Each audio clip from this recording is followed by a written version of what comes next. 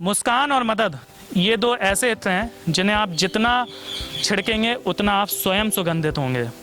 हमारे ग्रंथों में भी कहा गया है, सेवा परमो धर्मा, यानी सेवा ही सबसे बड़ा धर्म है। नमस्कार, आप देख रहे हैं द पत्रकार बाबू में सेवादार, और मैं आपके साथ हिमांक चंद, और कैमरे के पीछे जो हैं वो हैं सफल सोनी। आज के हमारे शो सेवादार में वो ऑर्गेनाइजेशन है जिसने गरीबों को मुफ्त खाना बांटने की मुहिम शुरू करी थी। ये मुहिम इतनी सफल कारगर हुई कि न केवल उत्तर प्रदेश में या देश में बल्कि पूरे विश्व में ये मुहिम शुरू हुई और ये मुहिम लगातार कारगर सफल हो रही है। कोविड की दूसरी लहर से भारत ग्रसित है, ऑक्सीजन की किल्लत है, ऑक्सीजन की कमी पूरी नहीं हो पा रही है। तो ऑक्सीजन की कमी को पूरे करने के लिए इस ऑर्गेनाइजेशन ने ऑक्सीजन कंसंट्रेटर ही खरीद लिए, जिससे कि जो गरीब लोग ऑक्सीजन की किल्लत की वजह से डेथ हो रही है, कम से कम उनकी डेथ को रोका जा सके, उनकी मृत्यु को रोका जा सके।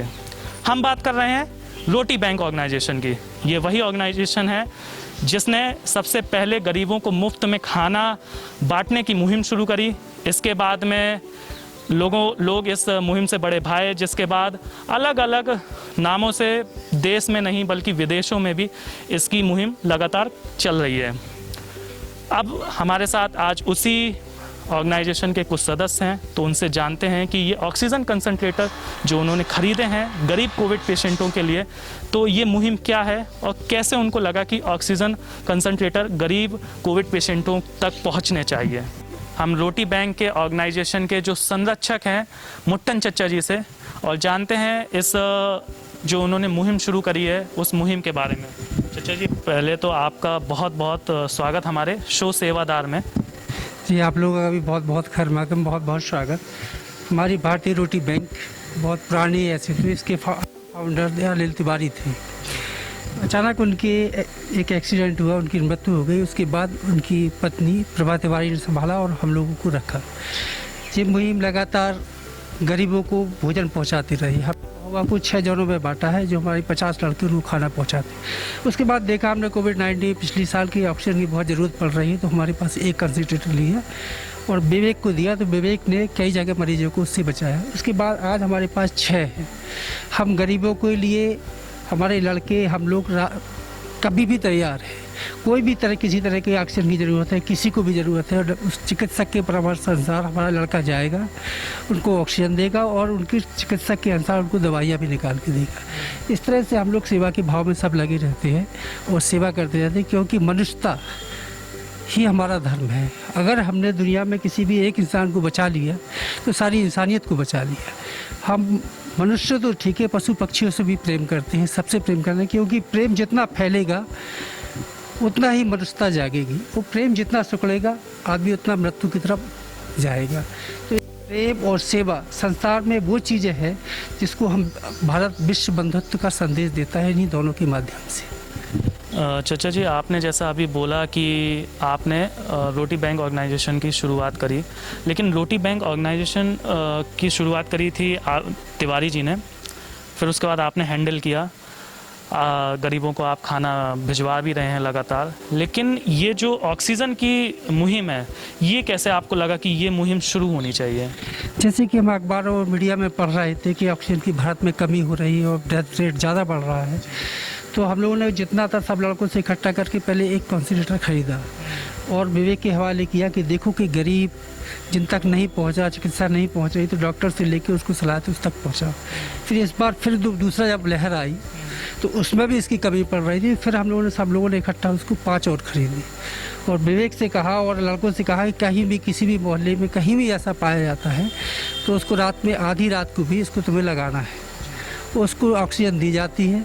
और अभी भी किसी को माध्यम से हम अपील करते हैं, महुआ में किसी भी गरीब मिस्कीन यतीम को ऑक्सीजन की कमी पड़ रही है तो हमारे लड़के तैयार है, विवेक को फ़ोन करे और मशीन ले जाए और वो विवेक उसको मेडिसिन भी देगा डॉक्टर के अनुसार और डॉक्टर के परामर्श अनुसार मशीन ऑक्सीजन भी देगा। विवेक जी, जैसा अभी चच्चा जी ने हमें बताया कि आप पूरी देख रेख कर रहे हैं इसकी, आपने पहला ऑक्सीजन कंसंट्रेटर ख़रीदा, फिर उसके बाद लोगों की जान बचाने की कुछ कोशिश करी, फिर 5 और ले लिए। कैसा फील होता है जब पहले कंसंट्रेटर से ही कुछ लोगों की जान बची हैं तो कैसा फील होता है अब आपको? अंदर से बहुत अच्छा लगता है, क्योंकि अगर हमने एक जान भी बचा ली तो हमें अंदर से फ़ख्र होता है कि हमने दूसरे की जान बचाई। क्योंकि यहाँ मानवता और इंसानियत दिखाने के लिए हम लोगों ने कि मानवता अभी भी जिंदा है। जो लोग कहते हैं और धर्मों को बांट देते हैं, जो धर्मों को बांटने वाला काम ना करके एक मदद का काम, जोड़ने वाला धर्मों को जोड़ने का काम कर रहे हैं हम लोग। मदद के लिए आधी रात को भी खड़े हुए हैं। तो क्या इसमें जब आप किसी गरीब कोविड पेशेंट को ये ऑक्सीजन कंसंट्रेटर प्रोवाइड कराएंगे तो क्या उसका कोई आप सिक्योरिटी चार्ज लेंगे, कुछ किराया लेंगे, कुछ इस तरीके का है क्या आपका? नहीं, इसमें कोई सिक्योरिटी चार्ज नहीं है, कोई किराया नहीं है। हम पेशेंट के घर जाएंगे, पेशेंट को ऑक्सीजन लगा कर आएंगे, उसका लेवल भी चेक करने के लिए 2 से 3 बार विजिट करेंगे। और जब तक ठीक नहीं हो जाता है, जब तक डॉक्टर उसे कंप्लीट प्योरिटी बोलते हैं कि आप बिल्कुल ठीक हैं, जब तक हम ऑक्सीजन कंसंट्रेटर उन्हें दिए ही रहेंगे। अब अगर आगे तीसरी लहर का भी डर सता रहा है, देखने में आ रहा है कि देहरादून में भी 5000 कोविड बच्चे निकले हैं, कोविड पॉजिटिव निकले हैं, तो क्या अगर ज़रूरत पड़ी तो और भी ये ऑक्सीजन कंसंट्रेटर आप लोग खरीदेंगे? हमारी टीम पूरी तरह से तैयार है। जैसे भी हम लोगों को ज़रूरत पड़ेगी, हम लोग सब लोग अपना जो हो सकेगा वो करने के लिए तैयार है। तो ये थे हमारे साथ रोटी बैंक ऑर्गेनाइजेशन के जो संचालक हैं मुट्टन चच्चा जी, साथ में विवेक चौरसिया जी भी थे, जिन्होंने बताया कि उनका सबसे बड़ा मकसद है मनुष्यता को बचाना। मनुष्यता ही सबसे बड़ा ये धर्म है। ऐसे कोविड के टाइम पे अगर वो लोग नहीं आएंगे तो फिर कौन आएगा, क्योंकि अपने ही हैं जो आज मौत के घाट तक जा रहे हैं कोविड की वजह से।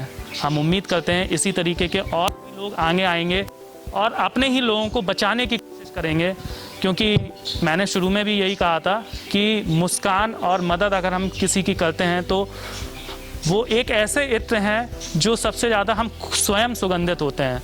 तो हम उम्मीद करते हैं कि और भी लोग ऐसे ही जुड़ेंगे रोटी बैंक ऑर्गेनाइजेशन से, जिससे कि और भी लोग जुड़ें, ताकि और भी ऑक्सीजन कंसंट्रेटर आएँ, लोगों की जान बच सके। फिलहाल आज के हमारे शो सेवादार में इतना ही। अब हमारी और आपकी मुलाकात फिर होगी जब हम आपको और भी कुछ सेवादारों से रूबरू कराएंगे। तब तक के लिए आप स्वस्थ रहें, सुरक्षित रहें। साथ में आपको एक हिदायत भी देनी है। भारत इस समय कोविड की दूसरी लहर से गुजर रहा है और जल्दी हो सकता है WHO के हिसाब से भारत तीसरी लहर में भी एंटर कर जाए। इसलिए आप घर में रहिए, सुरक्षित रहिए और अति आवश्यकता होने पर ही घर से बाहर निकलिए। जब भी आप घर से बाहर निकलें तो मास्क जरूर लगाएं, सैनिटाइज़र का इस्तेमाल करें, साथ ही सोशल डिस्टेंसिंग को फॉलो करें। और अगर आपका समय आ गया हो तो वैक्सीन जरूर लगवाएं। और अगर आप कोविड रिकवर हो गए हैं तो ब्लड प्लाज्मा को डोनेट करें, ताकि दूसरों की ज़िंदगी बच सके, क्योंकि ज़िंदगी बहुत अमूल्य है। धन्यवाद।